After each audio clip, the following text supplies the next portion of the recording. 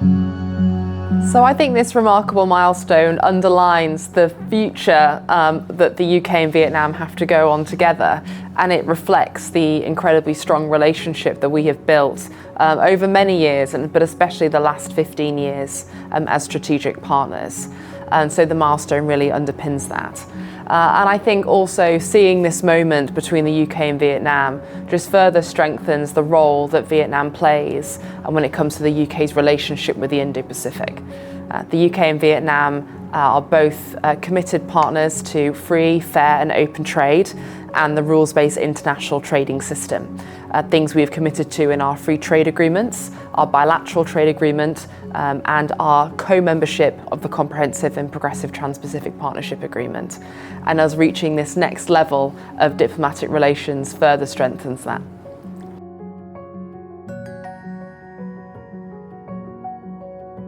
So I think the UK-Vietnam relationship is going from strength to strength. Just in my last year here in Ho Chi Minh City, we have seen our trade reach over £9 billion, which is equivalent of a triple growth over the last 10 years. We've gone from 3 billion to 10 billion in the last 10 years. UK companies are very present here in Vietnam and have been so for many years, especially in the education and services sectors. So we see huge investment from UK schools and universities establishing here, in the schools case, building campuses. And then in financial and legal and professional services, we see some of the UK's leading companies come to Vietnam and establish and employ thousands of people across the country.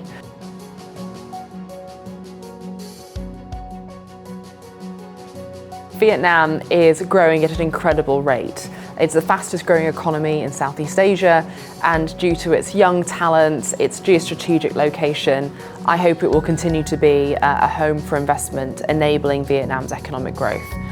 My recommendations to Vietnam to continue to see the growth and the investment as it's seen so far, firstly is the need for consistency, so that when a company from any sector enters the market and seeks to partner with a Vietnamese company or a Vietnamese organisation, the way that they're treated and the processes they need to follow are very consistent, with minimal change, so that companies can understand the processes and work in the Vietnamese style. The second thing I would recommend is increased transparency. So Vietnam is really telling its story. But it's what's really important is full transparency of all the different opportunities to invest in Vietnam to the whole global stage. And then the third area is, I would say, continuing to invest so that companies can mature and grow to meet and trade internationally. And the UK can provide those services, whether it's skills and training for their employees, or whether it's in accountancy and legal practice, so that as Vietnamese companies grow and seek to attract more investment, they're operating in a way that's recognised internationally. Moving forward for the next 3 years and beyond, the areas where I will continue to focus. So firstly is providing British services to support the growing consumer class here in Vietnam, especially on education and on healthcare. The UK will continue to work very closely as Vietnam develops its policies and strategies related to the green transition and to financial services, especially as the International Financial Centre begins to develop, the resolutions, decrees, all of that information starts to grow and develop and embed in Vietnam. So we will be working with Vietnam to help that story. And then finally, and most importantly, is our free trade agreement utilisation. So we now have 2 very strong trade agreements that reduce tariffs to 0 for 99% of products.